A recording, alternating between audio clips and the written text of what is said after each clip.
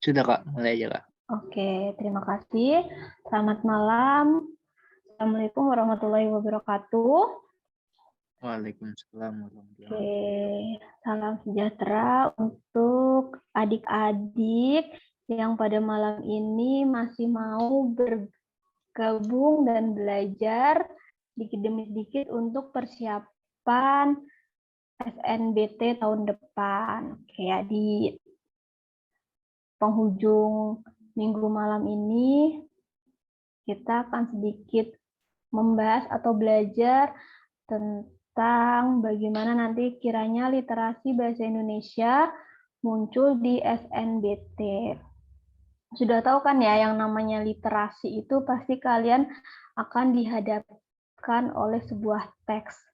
Makanya dari sekarang perlu kalian tumbuhkan minat baca supaya apa? Supaya nanti ketika kalian mengerjakan tes itu minimal kalian tuh nggak ngantuk dulu tuh lihat tulisan-tulisan banyak. Gitu ya. Halo Ida, salam kenal. Ada Leonori. Panggilannya siapa nih? Namanya unik sekali.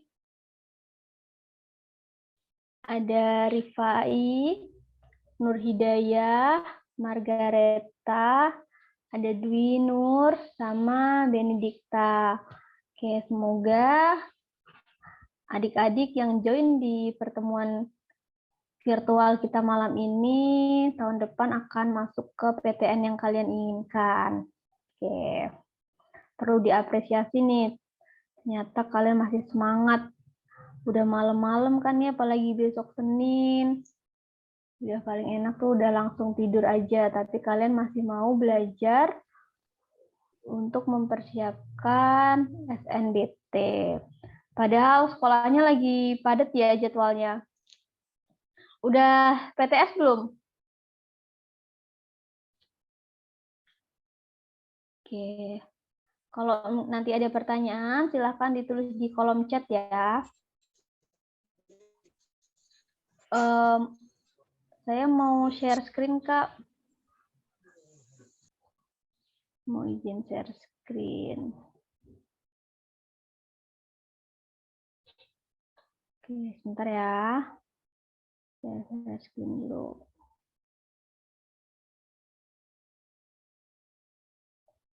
Sudah muncul belum?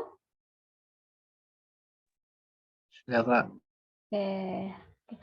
Nah, seperti yang tadi disampaikan oleh Kaisan bahwa malam ini kita akan belajar tentang literasi bahasa Indonesia untuk seleksi nasional berbasis tes UTBK 2023. Kalau dulu literasi bahasa Indonesia ini munculnya di tipe soal TPS, yaitu pemahaman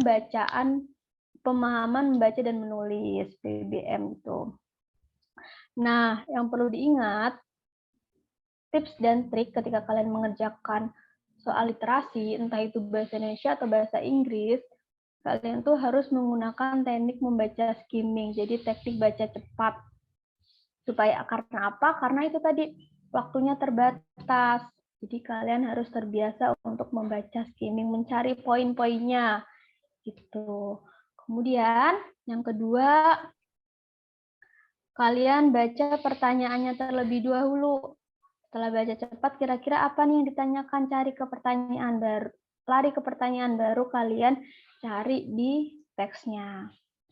Lalu tentukan kata kunci yang kira-kira muncul di teks itu. Kata kunci itu biasanya di soal bahasa itu adalah kata.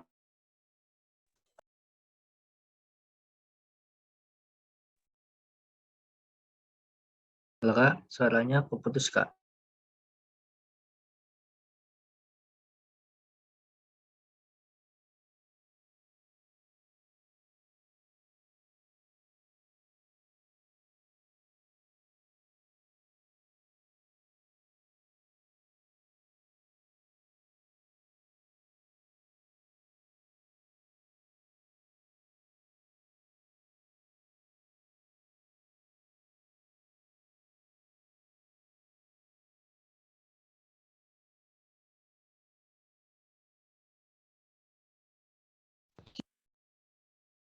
Sudah terdengar, Kak? Sudah, Kak, sudah. Tadi suaranya hilang. Oke, makasih. Tadi sampai mana ya? Oke, saya ulangi ya tentang tips dan trik. Jadi yang pertama itu kalian harus skimming. Pasti skimming itu? Skimming itu adalah membaca cepat. Itu yang harus kalian lakukan pada teks bahasa Indonesia maupun bahasa Inggris. Kemudian baca pertanyaannya lebih dahulu dan tentukan kata kunci. Itu ya tips untuk mengerjakan soal. Bisa jadi ini tidak hanya berlaku untuk bahasa Indonesia atau bahasa Inggris, untuk semua jenis soalnya gitu. Kemudian apa sih literasi bahasa Indonesia itu, Kak? Nah, yang perlu dipahami bahwa literasi bahasa Indonesia adalah nanti tipe soalnya yang menguji kemampuan kalian sebagai calon mahasiswa untuk benar-benar memahami esensi atau makna dari suatu bacaan. Dalamnya apa? Tujuannya itu untuk mengasah logika dan kalian mampu berargumentasi sesuai dengan teksnya tersebut. Nah, jenis soalnya sebenarnya tidak jauh berbeda dengan UTBK sebelumnya. Ini paling banyak tuh biasanya ide pokok, permasalahan, ataupun simpulan dari teks yang disajikan. Jadi kalian jangan bosan ya kalau selalu menemukan soal ide pokok dari SMP, kemudian SMA, bahkan nanti bisa jadi ketika kalian daftar PNS, CPNS itu soal ide pokok itu selalu ada. Kenapa sih? Ya karena itu, bahwa ide pokok itu merupakan dasar kalian untuk memahami sebuah teks. Tuh, ada pertanyaan tentang apa itu literasi bahasa Indonesia? Boleh chat di kolom ya. Nah, belajar materi dasarnya tuh ide pokok. Apa sih ide pokok itu, Kak? Ada yang masih ingat nggak? Di setiap teks yang kalian pelajari di sekolah itu tuh selalu memakai ide pokok. Nah, ide pokok itu merupakan topik utama yang membangun sebuah teks. Jadi, kira-kira kalau di sebuah makanan itu bahan dasarnya itu kira-kira apa ide pokoknya, seperti itu. Nah, kemudian nanti kalau kalian menemukan istilah lain seperti gagasan pokok, kemudian gagasan utama, atau pikiran pokok, itu kalian nggak usah bingung, intinya sama. Intinya yang ditanyakan tuh ide pokok, cuman namanya aja yang beda. Gitu. Jadi nggak usah bingung lagi ya, ide pokok, gagasan utama, gagasan pokok sama. Yang dicari ide pokoknya. Kemudian ide pokok itu ditemukan pada kalimat utama. Nah, kalimat utama biasanya letaknya di awal atau di akhir. Nah, kalau kayak gini, ketika kalian tahu nih, apa itu ide pokok, kemudian ada soal tentang ide pokok, apa yang kalian lakukan kira-kira? Ada yang mencoba berargumentasi tentang ide pokok, kalau ada soal ide pokok harus ngapain nih, Kak? Oke, kalau ada soal ide pokok, yang harus kalian lakukan itu adalah menentukan kalimat utama. Karena apa tadi? Ide pokok biasanya ada di kalimat utama, dan kalimat utama itu biasanya ada di awal atau di akhir. Oke nih, kita nyambung aja ya materinya. Kalimat utama. Apa sih, Kak, kalimat utama itu? Kalimat utama adalah kalimat yang mengandung inti dan digunakan untuk membangun sebuah paragraf. Jadi inti yang dibicarakan itu ada di kalimat utama. Nih. Nah, terus gimana, Kak, cara mencarinya? Coba kita baca teks ini dulu. Belajar menentukan kalimat utama. Sambil dibaca ya. Terlihat tidak? Kakak zoom deh ya. Oke.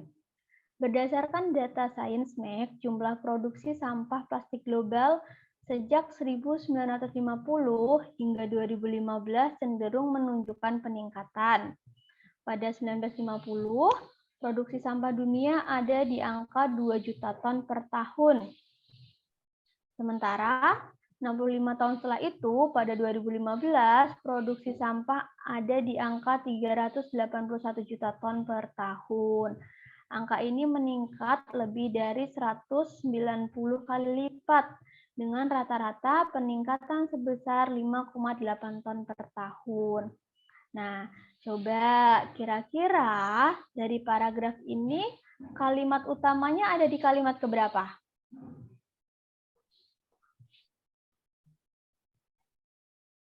Oke. Yuk. Kira-kira nih kalimat utamanya ada di kalimat keberapa? Pertama. Ya? Keberapa? Jadi kayaknya ada yang jawab deh. Bisa diulangi? Di kolom chat, Kak. Ada yang jadi kolom chat, Kak. Oke. Di awal kalimat. Oke, berarti ada di kalimat pertama ini ya. Nah, kira-kira kalau kalimat utamanya ada di awal kalimat atau awal paragraf, itu jenis paragrafnya paragraf apa? Masih ingat jenis-jenis paragraf? Deduksi. Betul, deduksi. Namanya paragraf deduktif. Deduktif dan induktif. Depan, deduktif. Induktif itu akhir, gitu ya cara menghafalkannya. Depan. I, akhir. Seperti itu. Betul, berarti kalian sudah bisa ya memahami teks ini dengan baik. Sudah tahu nih kalimat utamanya. Sudah tahu jenis paragrafnya apa. Nah, kalau kayak gini kira-kira nih ide pokoknya kalian bisa menyimpulkan tidak apa ide pokoknya dari paragraf ini?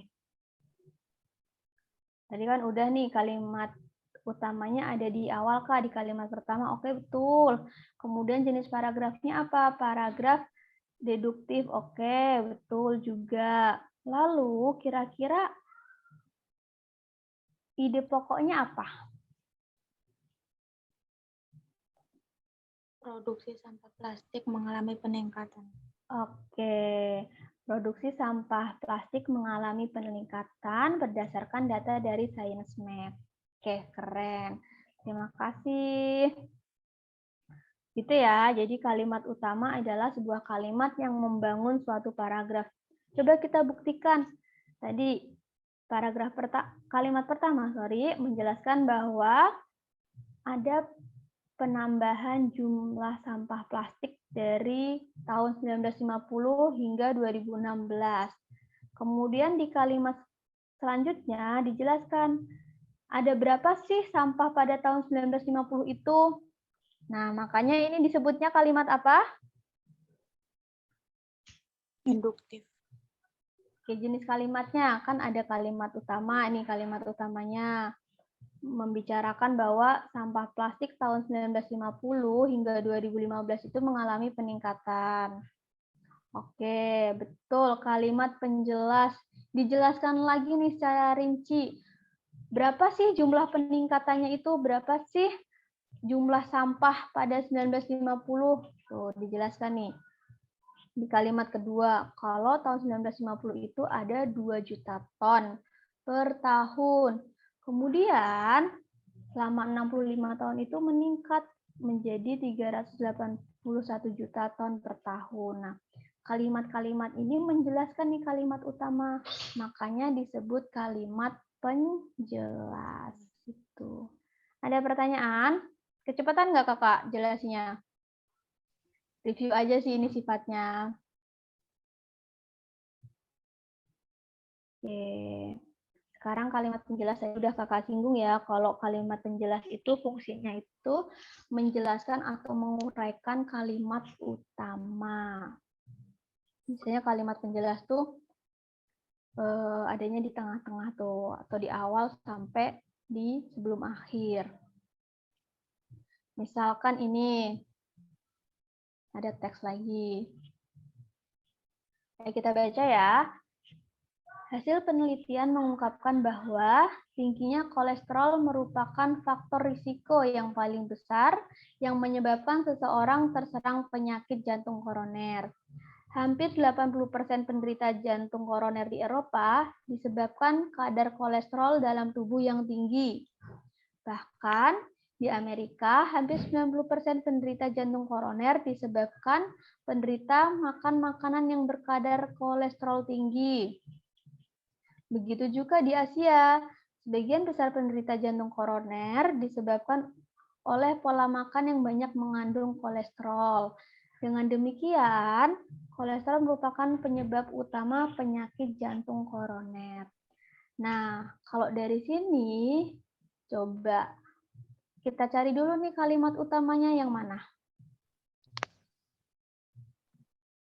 Kolesterol merupakan penyebab utama penyakit jantung koroner. Oke, betul. Kalimat utamanya ada di kalimat pertama. Nah, berarti kayak gini, jenis paragrafnya paragraf apa? Paragraf induktif. Paragraf induktif.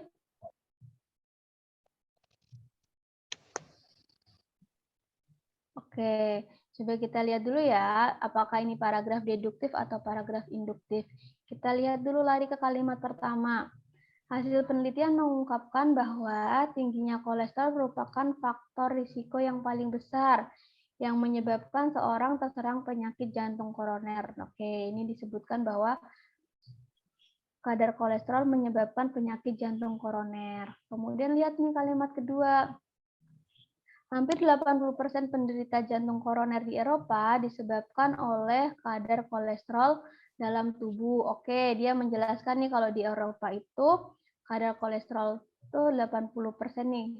Orang yang kena jantung koroner 80%. Sedangkan di kalimat ketiga disebutkan di Amerika hampir 90%. Ini masih menjelaskan nih kalimat pertama. Nah, tapi di akhir ini ada dengan demikian. Jadi kalau kayak gini paragrafnya deduktif atau induktif ya? Induktif. Oke, karena ada kata kunci dengan demikian. Jadi, kayak gitu tuh kata-kata kunci untuk sebuah kesimpulan dan biasanya muncul di kalimat di paragraf induktif. Oke. Keren nih, kalian udah nggak terkecoh ya, karena kalian udah tahu nih ada kata kuncinya. Nanti belajar konjungsi-konjungsi yang muncul di kesimpulan kayak gini ya. Nah, berarti simpulannya apa nih? Kalau misal ini paragrafnya induktif. Simpulannya apa? Nah, simpulannya ya ini. Simpulannya di paragraf di kalimat terakhir ini karena ada apa? Ada kata kunci dengan demikian sehingga jadi oleh karena itu merupakan kata kunci untuk sebuah simpulan. Itu paham ya? Paham. Bingung nggak? Oke, kakak lanjut ya. Jenis-jenis paragraf udah, tadi udah kita singgung. Induktif merupakan paragraf yang kalimat utamanya berada di akhir paragraf. Biasanya rinciannya dari mana dulu nih kalau induktif? Umum khusus atau khusus umum?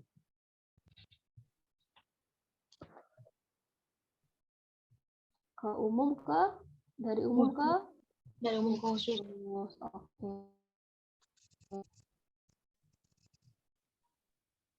Lanjut ya. Ini mau dibahas nggak nih teksnya ini? Bagi warga Jakarta, kita bahas dulu. Bagi warga Jakarta, membuang sampah seenaknya ke dalam sungai sudah jadi kebiasaan, bahkan tradisi sejak dulu. Padahal kebiasaan buruk ini sudah dirasakan akibatnya hampir setiap tahun. Sampah-sampah ini bisa menyebabkan aliran sungai terhambat dan akhirnya menimbulkan banjir. Tidak heran apabila banjir yang terjadi di Jakarta seringkali disebabkan oleh tumpukan sampah yang menghambat aliran sungai. Nah, berarti ini kalimat utamanya ada di kalimat terakhir. Terakhir. Karena merupakan paragraf Induktif. induktif. Oke. Kemudian paragraf deduktif. Ini tadi kalau depan, berarti kalimat utamanya ada di awal paragraf. Berarti sifatnya khusus ke umum. Belakangan ini, kegiatan belajar mengajar dilakukan secara online tanpa perlu tatap muka. Oke, di era teknologi sudah sangat canggih seperti sekarang. Ada banyak situs internet yang menawarkan jasa belajar online. Jadi ini kalimat utamanya, kemudian kalimat selanjutnya merupakan kalimat penjelas. Ada pertanyaan? Oke. Dan paragraf campuran, paragraf yang gagasan utamanya berada di awal. Nah, kalau paragraf campuran ini meskipun dia jarang muncul di soal, tapi kalian perlu tahu aja ya, kalau paragraf campuran itu kan disebutkan bahwa kalimat utamanya di awal atau di akhir, itu pokoknya di awal dan di akhir. Terus gimana Kak kalau kayak gitu? Ya, misalkan seperti ini.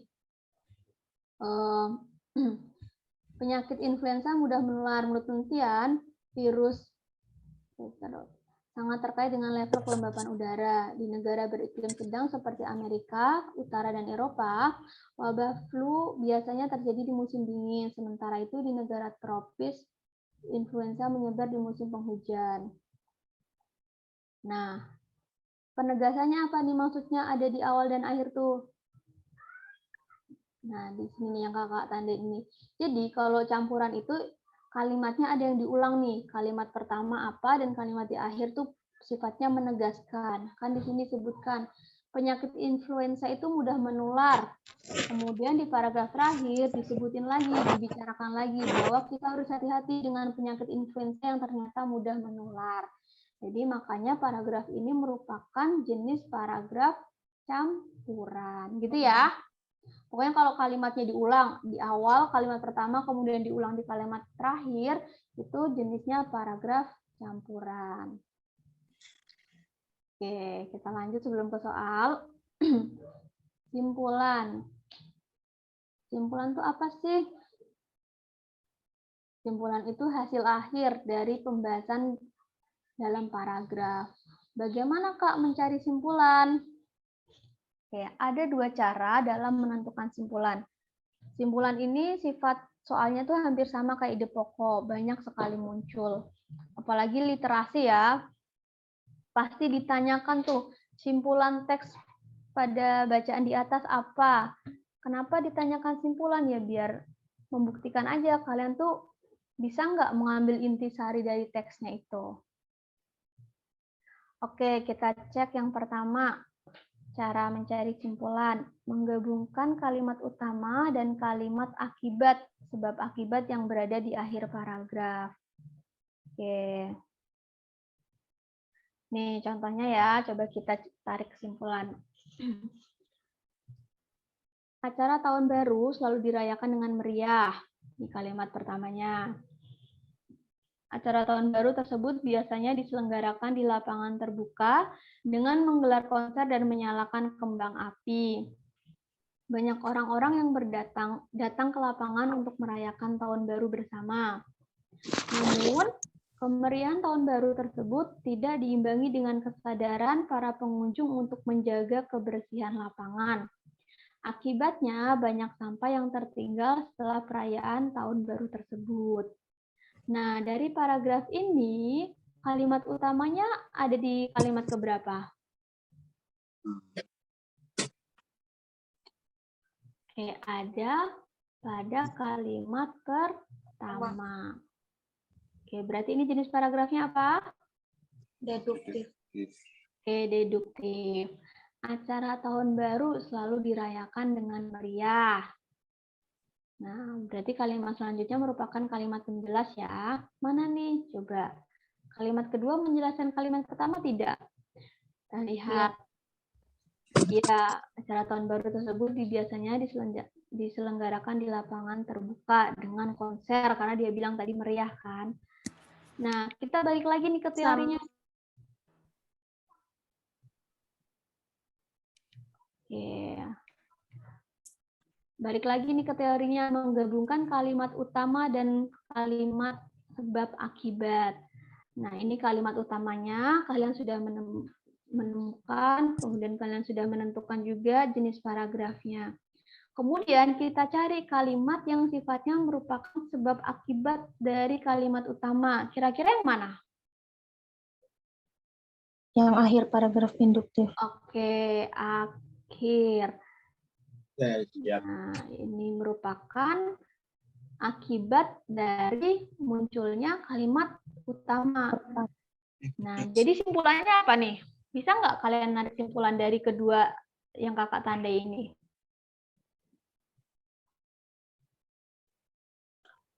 Kesimpulannya, acara tahun baru dirayakan dengan meriah.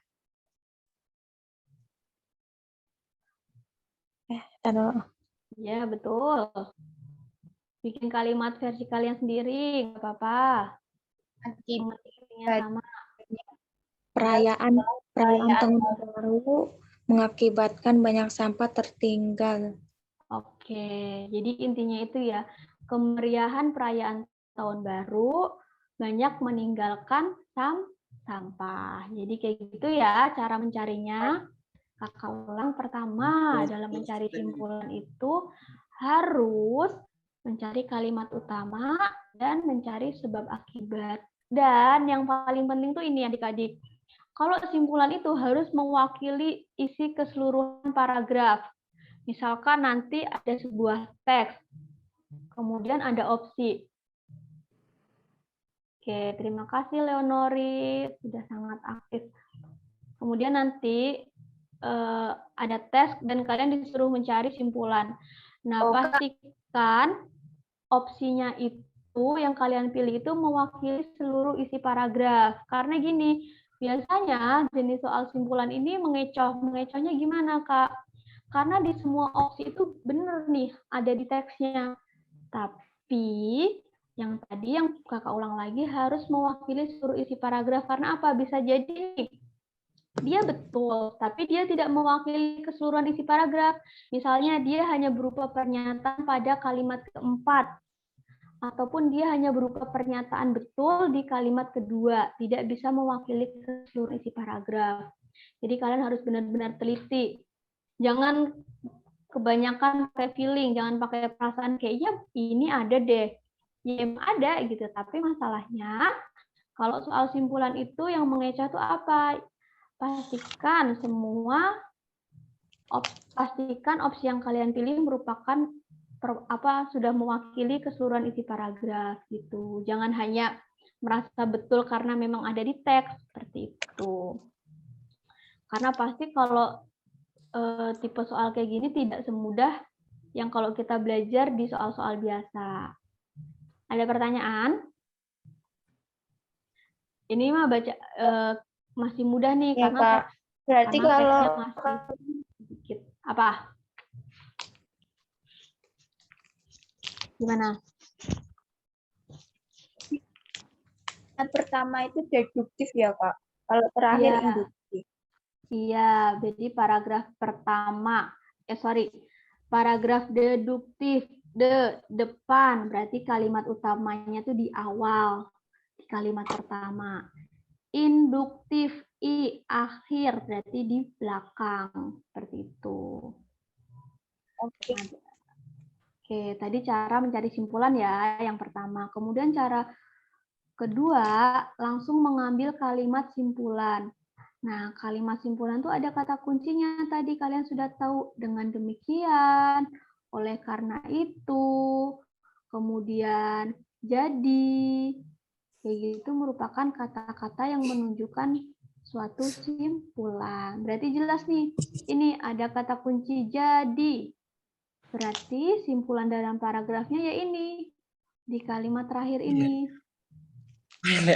Bahwa komponen coklat merupakan jenis coklat yang sering banyak dikonsumsi. Paham? Oke. Paham. Coba kita lari ke soal. Nih, Kerjakan dulu soal nomor 1. Kalian jawab di kolom chat ya.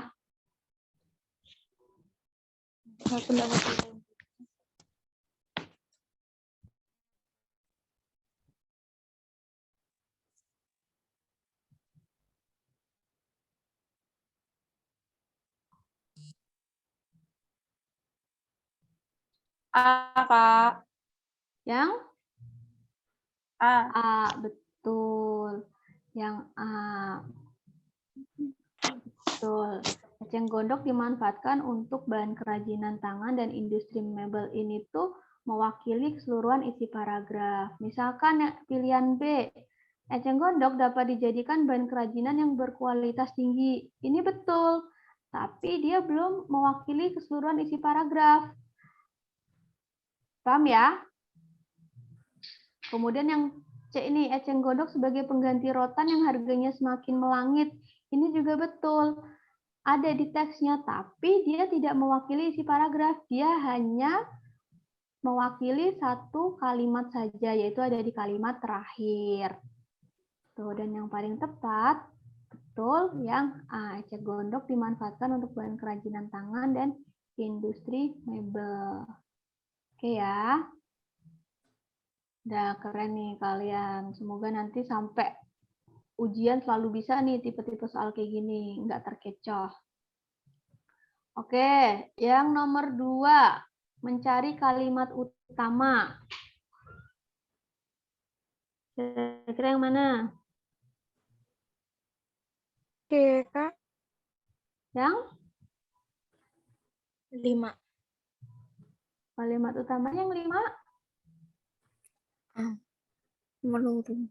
C, Kak, 3. Yang 3?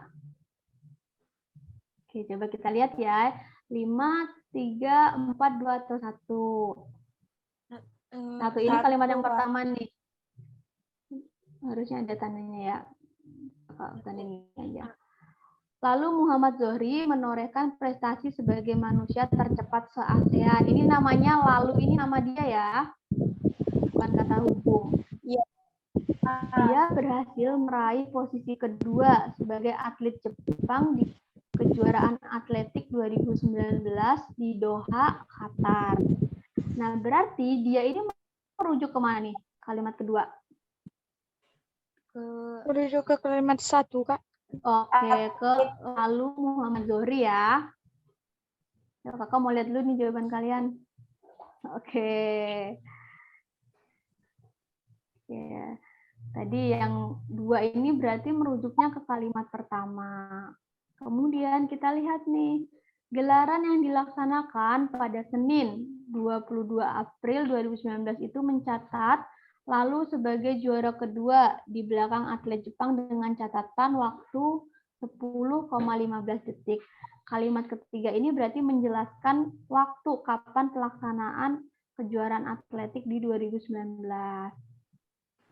Dari hasil tersebut, lalu telah mampu menggantikan Suryo Agung sebagai pelari tercepat di SEA Games tahun 2009. Nah, dari sini berarti udah ketahuan ya, kira-kira paragraf kalimat utamanya di nomor berapa? Pertama. Oke, ada di nomor pertama. 1. Good job. Berarti tadi jenis paragrafnya apa? Paragraf deduktif. Oke. Jangan bosan ya kalau kakak tanya jenis-jenis paragraf terus. Ya, Kak. Oke. Nah, itu kan teksnya gampang nih ya, teksnya sedikit. Coba kalau di nanti UTBK teksnya sebanyak kayak ini nih. Karena nggak mungkin kalian akan disuguhi teks yang terus-terusan sedikit gitu.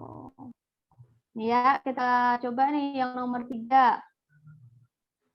Baca dulu, nanti kalau minta scroll, bilang aja.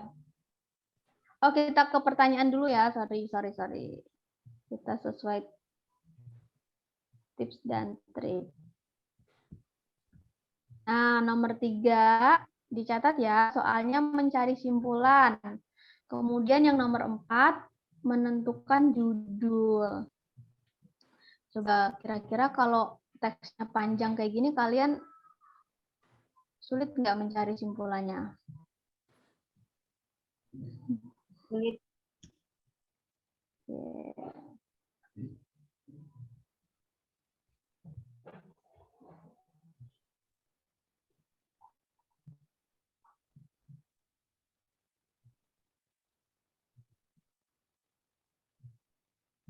Skor, Kak. Oke.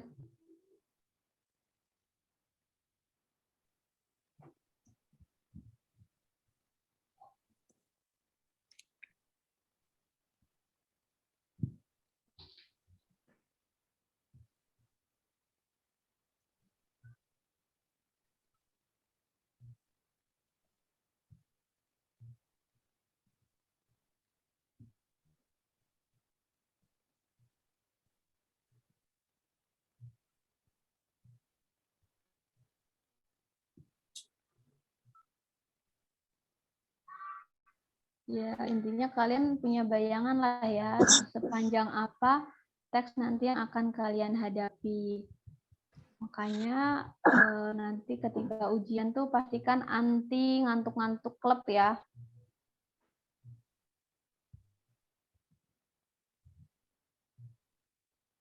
Nah, simpulannya apa nih?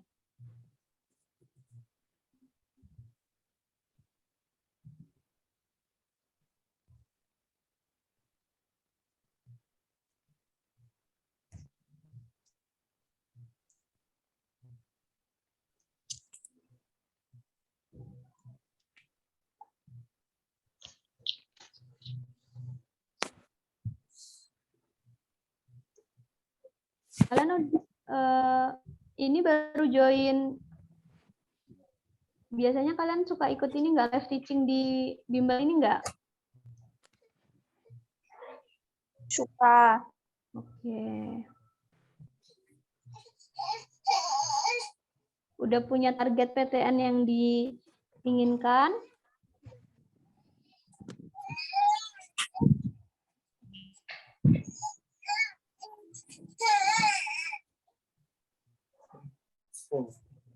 Oke. Udah coba jawab belum? Coba nomor. Sudah Kak. Oke, keren.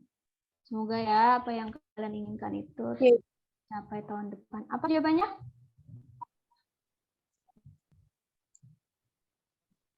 D, Kak. Yang D. Delta. D. Dukungan Pertamina. Dukungan PT Pertamina Persero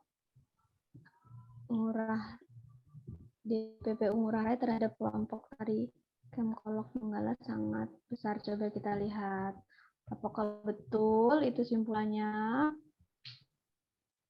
Kita cari dukungan PT Pertamina Ngurah Rai terhadap kelompok Kemkolok. Nah, nih kan kalian jawabnya yang D ya. Ternyata yang D itu merupakan kalimat nomor 21. Nah, kira-kira kalau seperti ini, sudah mewakili keseluruhan isi paragraf belum? Belum. Kalau ada di satu kalimat aja. Belum. Udah belum? Belum. Salah berarti. Belum. Berarti, nah, hal-hal kayak gini yang nanti perlu kalian cek lagi. Betul kan yang D itu memang ada di teksnya, tapi ternyata dia belum mewakili isi keseluruhan, dia belum mewakili keseluruhan isi paragraf.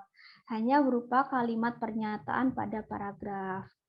Nah, jawaban yang betul itu yang dengan berkembangnya seni budaya, Desa Benggala akan segera siap untuk menjadi desa wisata. Itu ya. Kalian Ya, Kak. udah pernah coba tryout belum? Yang versi soal terbaru ini, SNBT. Belum, Kak. Oke. Kakak sarankan untuk ikut TO ya, biar kalian tahu progres kalian tuh sejauh mana gitu. Join di bimbel ini yang premium, nanti kalian pasti dapat banyak soal. Atau enggak kalian harus proaktif mencari berbagai sumber soal. Karena kan ini beda ya dari soal tahun-tahun sebelumnya. Meskipun ya sosialisasi resminya tuh belum, baru November. Jadi ini lebih ke perkiraan aja gitu. Tapi kakak sarankan kalau kalian tuh minimal 1 bulan sekali tuh ikut TO biar tahu nih progres ketika 6 atau 8 bulan ke depan tuh kayak gimana. Tuh. Ya, Nomor Kak. 4C, nomor 4C betul nggak? Judul yang tepat untuk melengkapi tulisan di atas. Coba jawabannya apa aja nih kalian? Ke jawab C.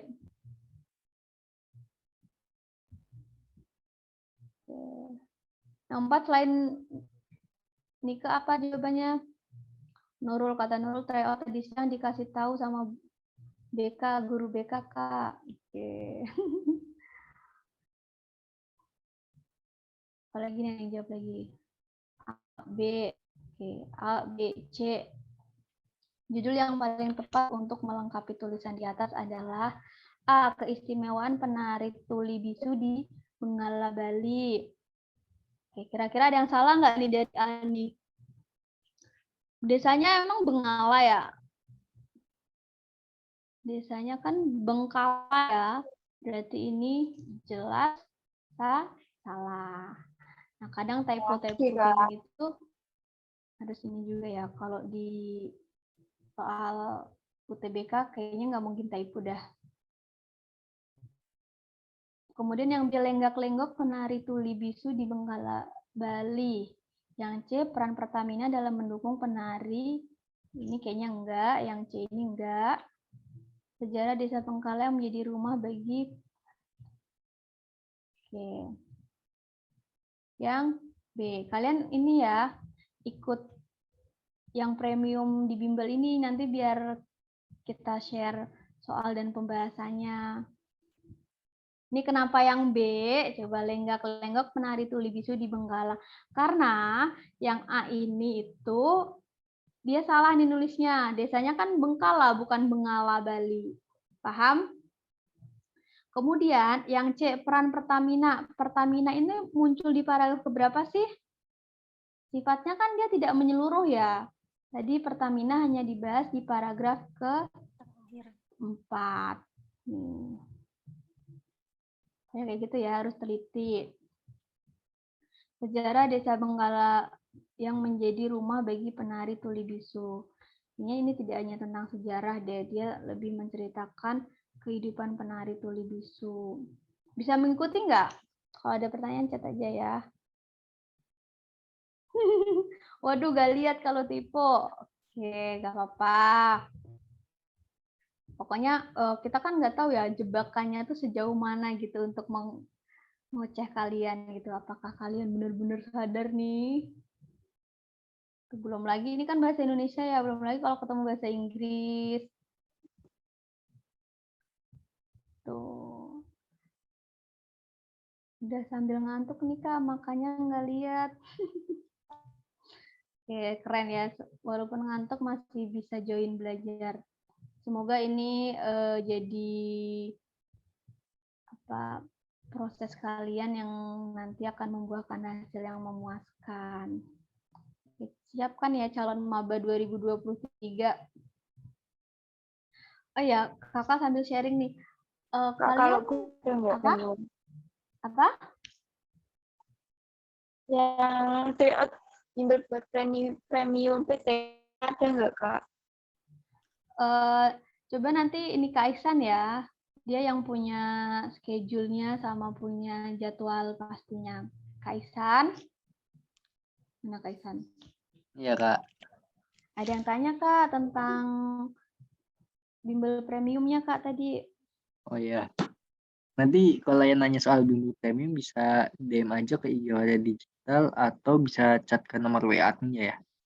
Oke. Nomor WA admin juga tertera di IG Wadah Digital. Cari aja di postingan IG Wadah Digital ada nomor WA admin. Bimbel SKD-nya ada kok. Kita ada bimbel SKD, TPS untuk SNBT sama untuk TOEFL. Ada 3 kita. Jadi kalian emang harus proaktif ya dalam mencari informasi sebanyak mungkin. Semakin banyak kalian latihan soal, kalian tuh akan tahu kira-kira kalau menemukan tipe soal kayak gini saya harus ngapain nih gitu. Jerome Pauline aja ya, dia tuh bilang ya sebenarnya dia tuh nggak pintar gitu, tapi ketika ulangan dia tuh harus drilling soal, apalagi ini kalian tuh saingannya se-Indonesia Raya gitu, pasti harus mempersiapkan dari jauh-jauh hari. Nggak bisa deh tuh kita tuh belajar 1 bulan 2 bulan untuk masuk UTBK untuk masuk PTN ini tuh berat banget ya. Apalagi kan kadang tuh kita nggak bisa mengukur kemampuan kita sejauh mana. Makanya tadi kakak sarankan penting untuk TO biar kalian tahu. Oh misal skor kalian di bulan Oktober itu 600. Kemudian di bulan November 500 loh. Ada penurunan dari segi mana nih? Jadi tahu, terukur. Kira-kira kalau dari TO ini saya kesulitan apa, maka terus saya perbaiki dan dibuktikan hasilnya di TO selanjutnya. Gitu. Jadi ingat ya, saingan kalian bukan lagi satu kelas, bukan lagi satu sekolah, tapi satu Indonesia tuh. Ambisnya tuh kita nggak tahu ngukurnya jauh mana gitu. Ada yang masuk UI, UNS, UGM, pasti kalian ngincar PTN yang top-top dulu kan? Kalian akan dihadapkan dengan kebimbangan milih PTN atau jurusan. Misal PTN-nya A, tapi jurusannya yang apa gitu. Nanti kalian akan merasakan itu. Tadi kakak terakhir bilang ini ya, Undip, amin. Semoga Nurul tahun depan masuk Undip. Kak, gimana biar kalau pas latihan tryout gak ngantuk, terutama ngerjain literasi bahasa Inggris dan subtes terakhir. Oke. Ini emang bikin ngantuk banget ya kalau literasi itu, apalagi bacaan. Tapi yaitu semua itu harus dilalui dengan cara berproses. Kalian harus banyak latihan. Jadi jatuhnya kalau ngelihat soal itu nggak mager duluan. Tuh. Oke, tadi kakak mau sharingnya apa? Kalau misalkan kalian ada yang minat masuk di PTN keislaman nggak? Kayak UIN atau IAIN, STAIN gitu. Nah, ada jalur yang mungkin jarang banget kita dengar itu namanya SPAN PTKIN sama UMPTKIN. SPAN PTKIN itu merupakan versi islaminya dari 6 PTN lah ya. Gitu. Kenapa sih Kak aku bilang versi islami? Ya karena sama-sama menggunakan rapot, tapi jurusan universitas yang kalian tuju itu hanya universitas yang berada di naungan Kementerian Keagamaan. Sama aja kok sebenarnya PTN itu, cuman bedanya yang ini tuh di bawah Kemenak, kalau yang umum itu di bawah Kemendikbud. Sama tadi kalau misal kalian nanti setelah coba SNBT, kalian mau coba UMPTKIN nih, itu sama jalur tertulis juga, tapi versi Islami gitu, untuk masuk ke PTN yang Islam. Nanti di situ ada soal-soal keislaman yang basic lah, misal kalau kita ketemu guru tuh harus apa, kalau mau sholat, misalkan kita bertoleransi kayak gimana, kayak gitu deh pokoknya. Bisa kalian pertimbangkan ya apabila kalian tertarik gitu. Sama aja, cuman bedanya di bawah naungan Kemenak. UIN Wali Songo Kak, pilihan kedua, oke. Semarang nih. Keren. Pokoknya semoga kalian lancar prosesnya sampai tahun depan. Jangan patah semangat di tengah-tengah gempuran ujian kelas 9. Gitu ya. Oke, kita lanjut Kelas nih ke 12 Kak, bukan soal kelas 9. Kelas 12 kelas Kak. 9. Oke, sorry. Kelas 12. Oke, jadi ke bawah sekolah di sana kakak ngajarnya kelas 9. Oke, kelas 12 Kak. Oke, terima kasih udah dikoreksi. Nah, ini kakak dapat soal yang nomor 5 ini merupakan soal yang dikasih contoh oleh Mas Menteri, oleh Pak Nadiem nih. Contoh soal literasi. Nah, yang dia kasih sih gampang ya kalau buat contoh, tapi kita kan nggak tahu nanti Di akhir ternyata ngasihnya yang rumit. Oke, coba ya nomor 5. Pasti benar semua nih. Apa kira-kira jawabannya?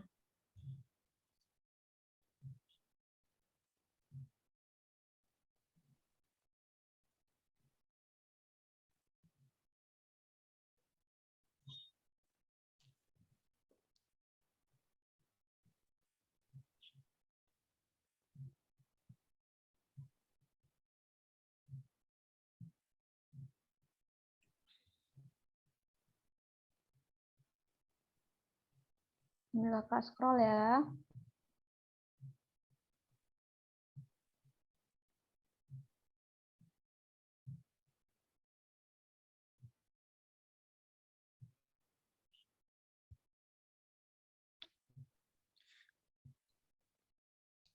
C. Ini soal yang C.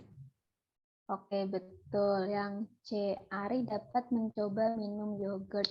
Kenapa? Karena tadi kan ditanya solusinya apa nih? Karena Ari itu kalau minum susu selalu diare. Berarti dia tipe orang yang masuk ke intoleran terhadap susu, kandungan susu. Gitu ya. Yang dikasih ini gampang ya sama Pak Menteri. Semoga nanti kalau soal yang dikasih beneran ketika hari H sejenis ini. Mudah, teksnya nggak banyak. Itu. Siapa nih yang kalau minum susu suka sakit perut? Berarti kalau nanti ketika ujian jangan minum susu ya, takutnya malah hilang konsentrasi nih. Karena sakit perut. Oke. Saya Kak, ya Allah. Alergi susu, Kaisan. Nah, nih. Ini soal-soal literasi tuh kayak gini. Manakah gagasan utama paragraf ke-1? Berarti ini kalian larinya ke paragraf keberapa? 1 dulu. Jangan lari ke hal yang tidak ditanyakan. Itu kalian akan buang-buang waktu. Jadi, gagasan utama di paragraf pertama. Coba dibaca dulu paragraf pertamanya.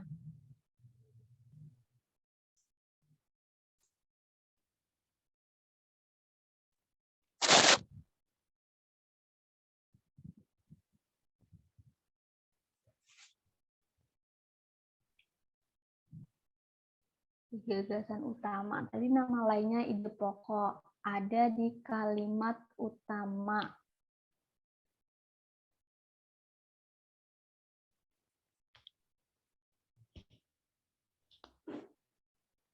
Perlu di-scroll nggak untuk jawabannya?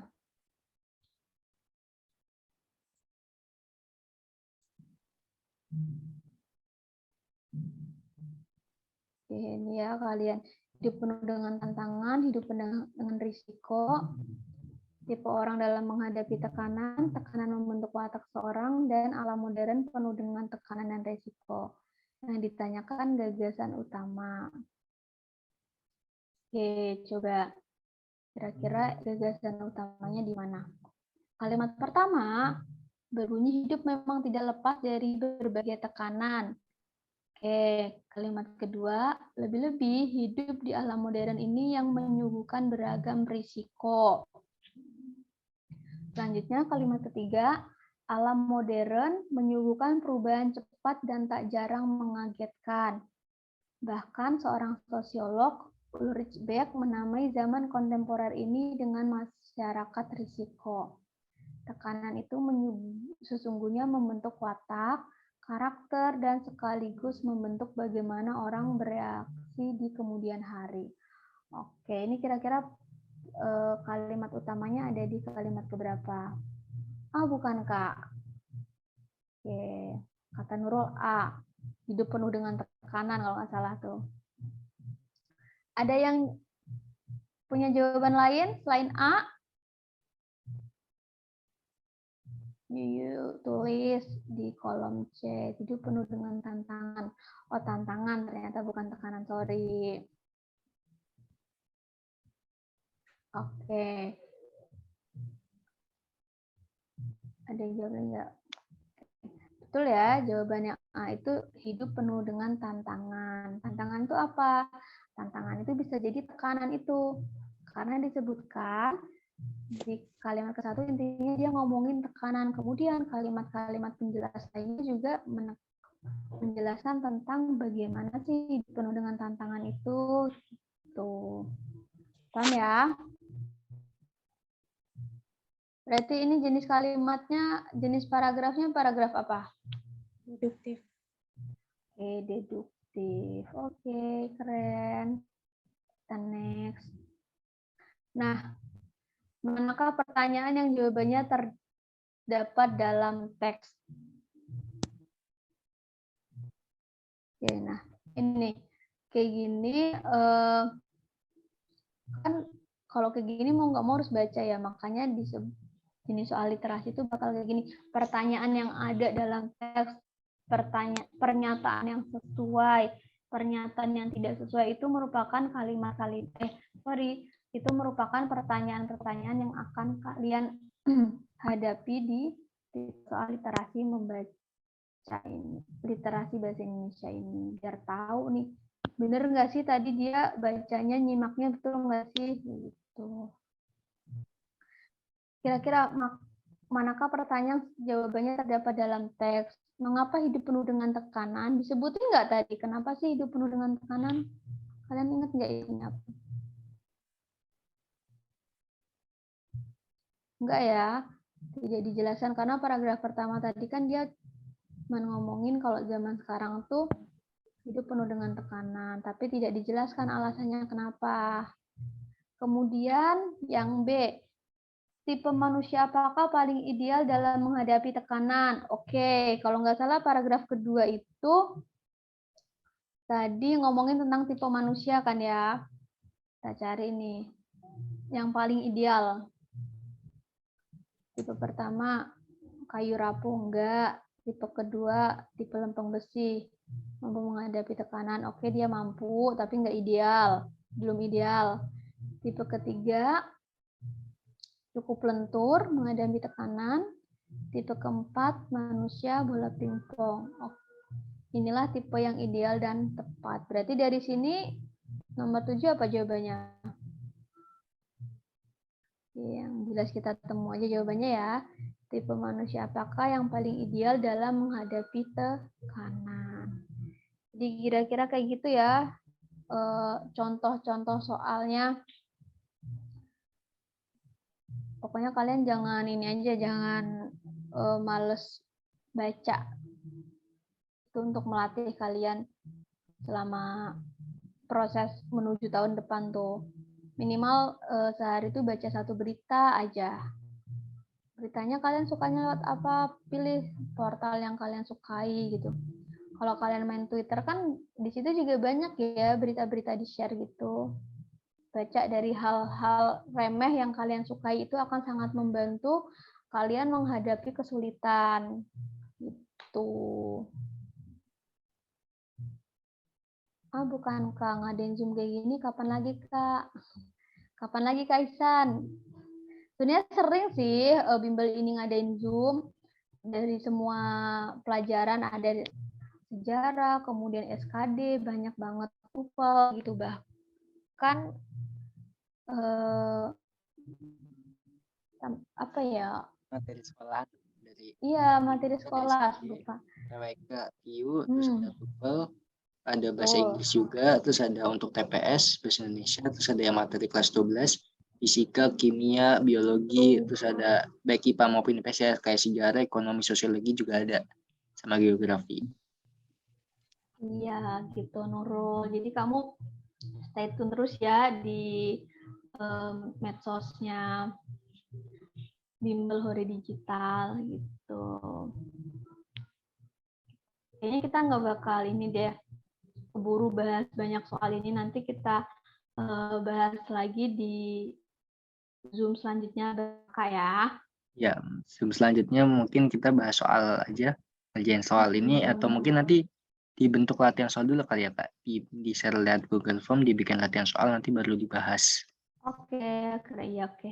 Nanti kakak saya coba kayak gitu ya. Terima kasih Kak Ihsan. intinya. Pokoknya intinya kalian udah kebayangkan ya tipe-tipe soalnya tuh apa. Sambil nunggu nih nanti November itu baru ada sosialisasi resminya dari pelaksana SNBT-nya. Jadi mungkin setelah ada sosialisasi resmi kita bakal lebih terbuka nih soalnya tuh kayak apa gitu.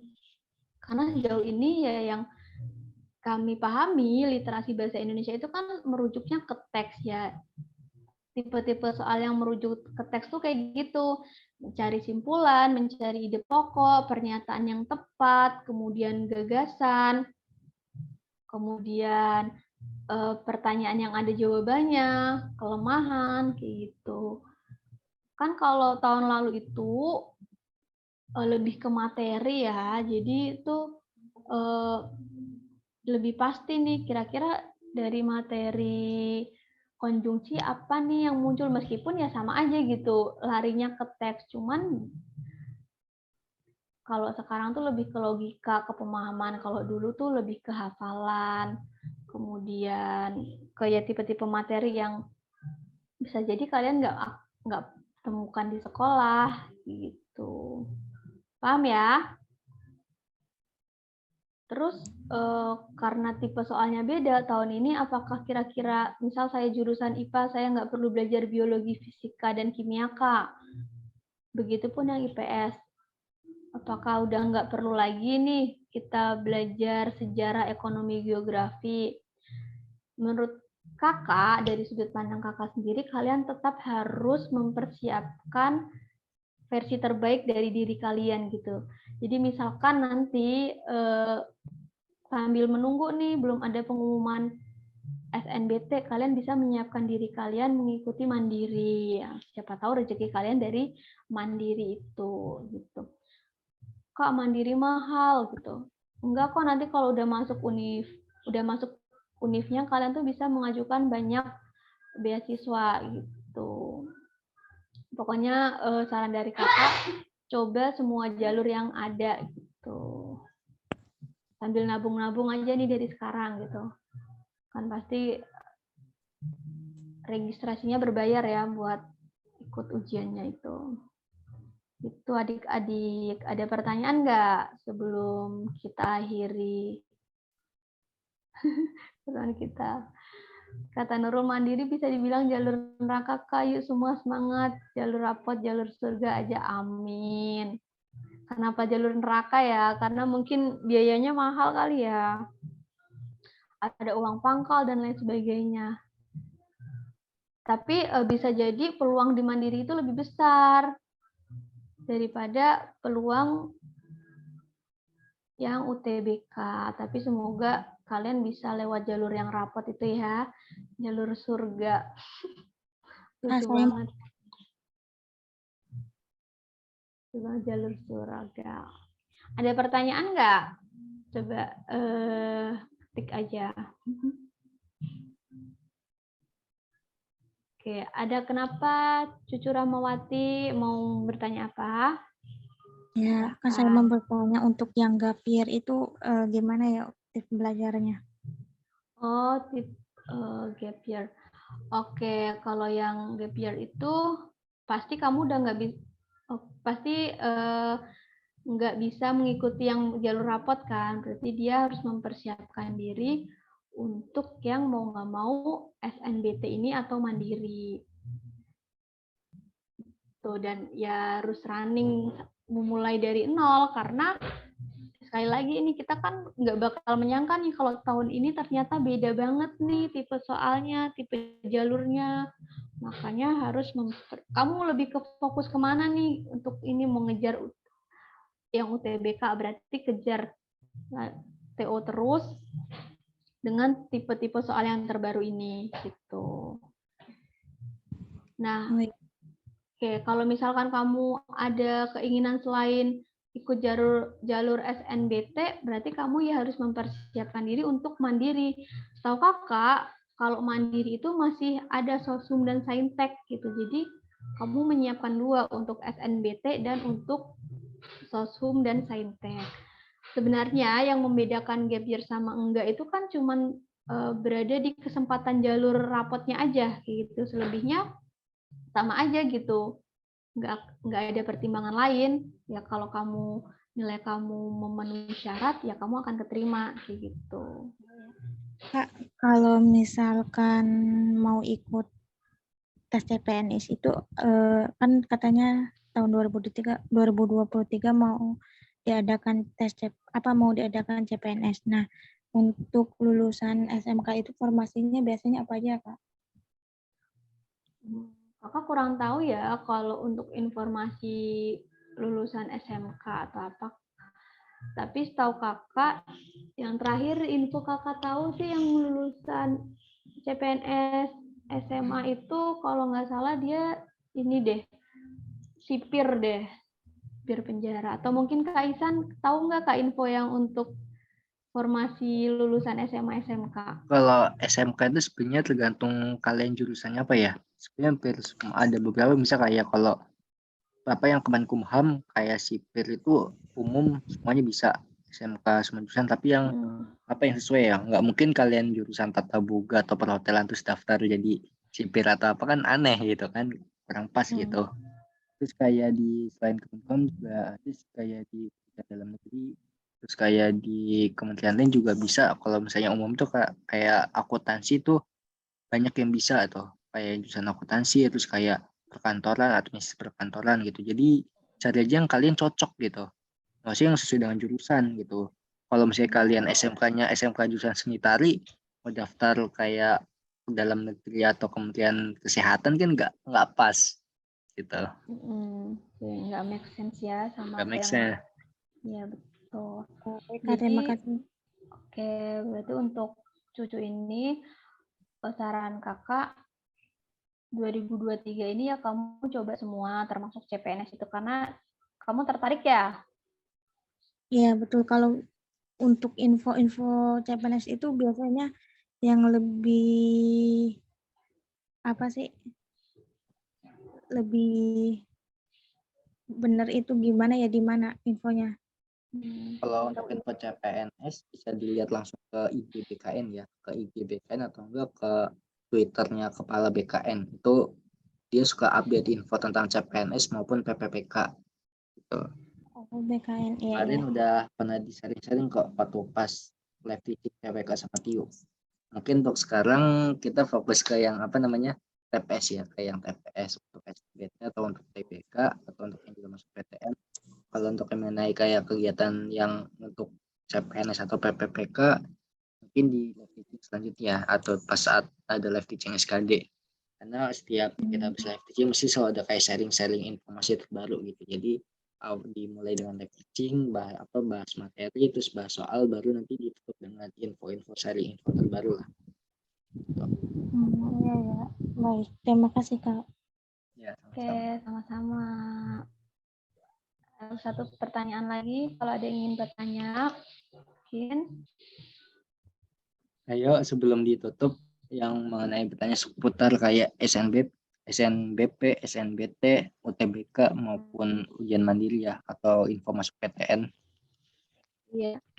Pokoknya bedanya itu cuma dari segi nama aja sih. Sekarang tuh lebih menurut kakak tuh lebih mudah terkirir lidah gitu. SNBT, seleksi nasional berdasarkan tes, seleksi nasional berdasarkan prestasi. Padahal kita udah nyaman ya sama SNMPTN sama SBMPTN. Tapi tahun ini kita harus membiasakan diri dengan adanya perubahan nama gitu. Sama apa ya, untuk resminya kan masih belum diresmikan ya, cuma karena masih ada pro dan masih banyak yang kontra daripada yang pro gitu. Kalau yang pro paling yang kayak yang anak-anak yang berprestasi sama anak-anak apa ya, sama kayak para pemimpin ya, para pejabat gitu. Cuma kalau untuk kayak orang-orang daerah yang dari pelosok-pelosok sama yang urusan yang anak-anak GPR itu mesti apa namanya lebih pro ke yang nggak berubah gitu, ya, banyak Kak, yang kontra. Karena perubahan kurikulum kan, kalau yang GPR kan masih kurikulumnya pakai kurtilas gitu. Nah, apalagi anak kelas 12 kan juga masih kurtilas gitu. Jadi bingung. Apalagi yang gap year sama aja kayak ngulang dari awal lagi ya Kak ya jatuhnya. Nah, Karena itu. tipe soalnya beda. Kemudian padahal dia udah menyiapkan untuk Sashum dan Saintek. Ternyata persiapan UTBK-nya nggak ada kayak gitu, tapi nggak apa-apa karena usaha hasil itu akan mengkhianati usaha. Ya, Gitu. dari Sebenarnya Nurul. ya niatnya Mas Menteri ini kenapa dia bikin sistemnya kayak gitu, dia menurut dia ingin biar semua anak itu bisa mengerjakan soalnya gitu. Kan kalau tahun yang lalu itu kasihan nih anak-anak yang nggak ikut bimbel gitu, karena soal-soalnya itu berfokus pada teori, sedang makanya sekarang dibikinlah soal yang mengasah logika. Menurut dia kalau soal yang mengasah logika itu kamu nggak perlu mengeluarkan biaya yang lebih, kamu cukup latihan gitu. Padahal ya belum tentu, kalau kita nggak terbiasa dengan tipe soalnya ya mau nggak mau kita juga harus banyak ikut latihan soal, ikut bimbel juga gitu. Kenapa? Karena ya kan selama ini kita belajarnya dari soal tahun-tahun sebelumnya, sedangkan soal tahun ini beda. Makanya ya sama aja gitu. Kita kalau misal ada rezeki yang berlebih ya lebih baik kalian ikut bimbel atau ikut TO gitu biar lebih terarah gitu. Itu perubahan nama aja ya Kak, tapi intinya itu sebenarnya sama. Ya, pelaksananya juga beda, makanya namanya berbeda juga. Sebenarnya bukan perubahan nama aja untuk yang Nurul. Sebenarnya ya emang ada perubahan nama. Iya. Sistemnya hampir sama sih, kayak apa SNBP itu modelnya sama kayak SNPTN. Pakai jalur rapot, pakai jalur prestasi. Kalau untuk yang SNBT sistemnya sama kayak SBMPTN, pakai seleksi tes gitu. Cuma bedanya kalau yang sekarang kan kalau untuk UTBK-nya itu yang untuk SNBT ya hanya TPS ditambah bahasa Inggris. Dan jadi materi TPS-nya juga saintek. nah nggak ada sistem saintek gitu. Dan materi TPS-nya juga agak berubah gitu. Kayak kisi-kisi juga ada perubahan. Cuma kalian juga tetap belajar kayak IPA IPS untuk kalian di sekolah sama untuk ujian sekolah juga kan. Untuk ijazah kalian gitu. Jadi ya tetap ada IPA IPS, cuma untuk yang SBMP untuk SBMPTN atau sekarang sebutnya SNBT itu emang nggak ada saintek sosum sih. Kalau yang udah kemungkinan besarnya ya, karena kan modul semikanya baru bulan November atau awal tahun lah. Jadi kemungkinan masih ada perubahan lagi sih, karena masih banyak yang pro dan kontra. Soalnya kalau pro dan kontra, kalau kakak juga agak kontra ya, karena kasihan yang gap year sama yang kelas 12 karena masih pakai kurikulum 13. Kecuali kalau yang udah pakai kurikulum Merdeka itu nggak masalah. Karena kan sistem kurikulum Merdeka udah berubah gitu. Jadi buat yang anak-anak gap year kan kasihan tuh. Sistemnya agak berbeda sama kurikulumnya juga agak berbeda gitu. Karena yang gap year kan sampai 2 tahun ya. Gap year yang tahun sekarang sama yang gap year tahun kemarin kan masih bisa ikut SNBP. Tuh. Sebenarnya pas tahun 2020 itu kan juga pernah ya Kak, cuman ada TPS-nya gitu, nggak ada sosum sama saintek. Ada sih, cuma TPS-nya ditambah bahasa Inggris soal itu. Iya. Cuman ini pelaksananya tuh menegaskan beda gitu. Iya sih. Sama yang nggak enak itu nanti jurusannya. Soalnya kalau dengan adanya kayak gini, kalau dulu kan orang bilangnya nggak adil karena yang anak IPA bisa daftar sosum, sedangkan anak IPS nggak bisa daftar saintek gitu kan. Cuma kan aneh kontranya gini. Kalau misalnya anak IPS bisa daftar saintek, nanti ada anak IPS yang daftar fakultas kedokteran kan gitu. Nanti bisa jadi anak ekonomi atau anak geografi daftar kedokteran, kan di kedokteran itu nggak ada ekonomi, nggak ada geografi gitu. Iya betul. Itu jadinya kontranya gitu sih, agak aneh aja. Nanti ada anak IPS daftar jurusan teknik mesin kayak gitu. Sebenarnya tuh ya kalau kamu berhasil mendapatkan skor sesuai dengan standar itu ya nggak masalah. Cuman takutnya ketika pelaksanaan udah jadi maba, kamu nggak pernah belajar tentang organ sel, terus dipaksa belajar, itu kan capek juga ya, harus benar-benar mulai dari nol gitu. Jadi itu kayak gini nanti kalian sesuaikan aja sama jurusan kalian dan minat kalian. Walaupun nggak apa-apa sih banting setir, cuman ditakutkan ketika sudah pelaksanaan itu kalian merasa terlalu berat, itu nggak sesuai dengan background kalian gitu. Ya untuk Nurul, iya apa anak sosum daftar kedokteran kemarin pada ngomongin kayak gitu. Ya emang banyak sih yang dibahas. Jadi apa ya? Ada sih yang katanya nggak masalah gitu anak IPS daftar kedokteran kan kalau anaknya pinter bisa ngikutin. Tapi kan Iya. juga kalian nggak bisa secepat itu belajar gitu karena yang anak-anak IPA aja kita belajar biologi aja mumet gitu kan. Anak IPA sih aja kayak belajar biologi, belajar fisika aja mumet, apalagi anak IPS gitu. Begitupun anak IPS ya Kak, kalau begitupun anak IPA kalau dia mau belajar manajemen akuntansi, belum tentu dia juga bisa gitu ketika udah masuk, walaupun ketika tesnya dia lolos gitu. Kendalanya nanti pas lagi kuliah gitu, apalagi lagi koas atau lagi praktek. Iya, betul. Kan kalau udah kuliah itu adik-adik beda sama ketika kalian di sekolah. Kalau sekolah tuh kalian masih dikasih materi gitu. Kalau kuliah tuh kan kamu nyari sendiri gitu, tinggal nanti kamu pertanggungjawabkan dalam bentuk karya tulis kamu gitu, nanti presentasi gitu. Jadi dosen tuh cuman bilang materinya ini, oke kamu dapat materi ini, silakan kalian cari sumber bukunya, bebas gitu.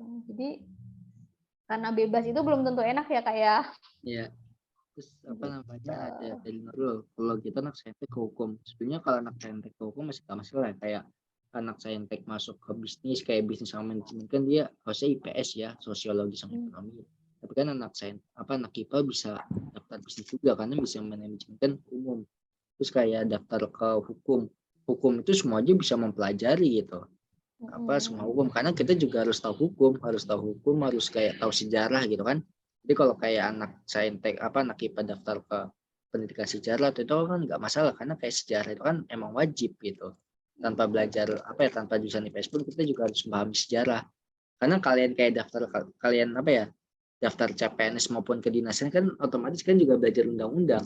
Karena sekarang CPNS itu sama tes SKD untuk TWK itu kan kebanyakan PPKN itu implementasi dari undang-undang sama Pancasila. Jadi otomatis kita juga harus hafal undang-undang gitu.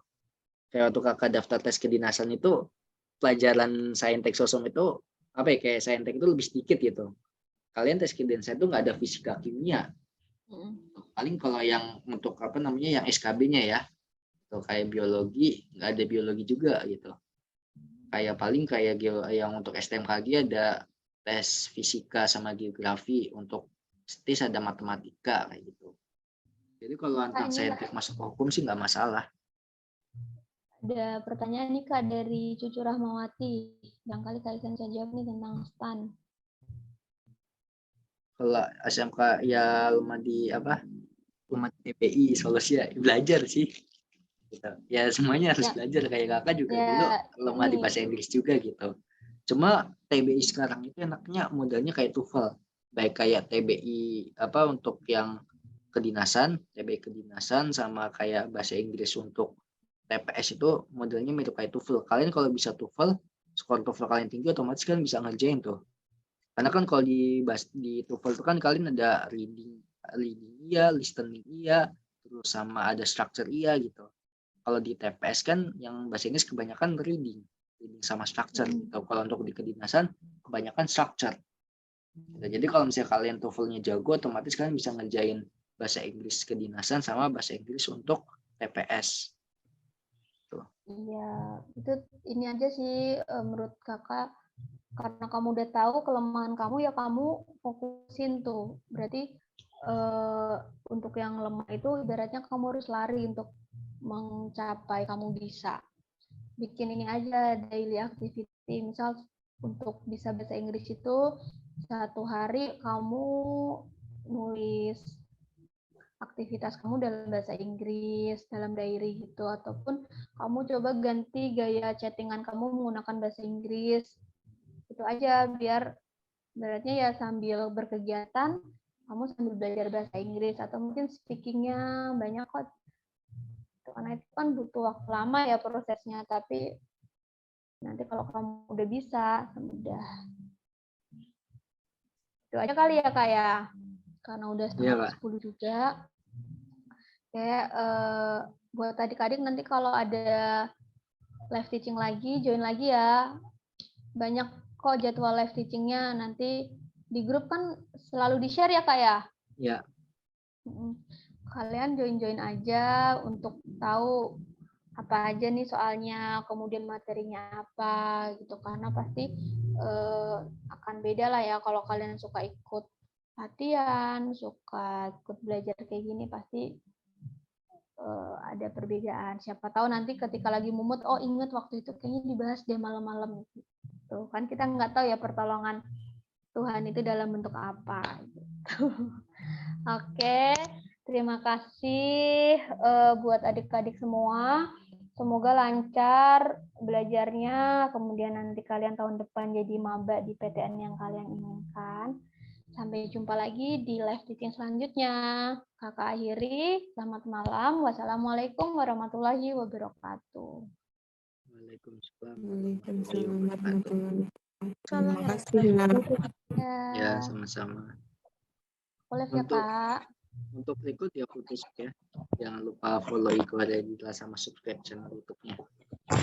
Ada kok.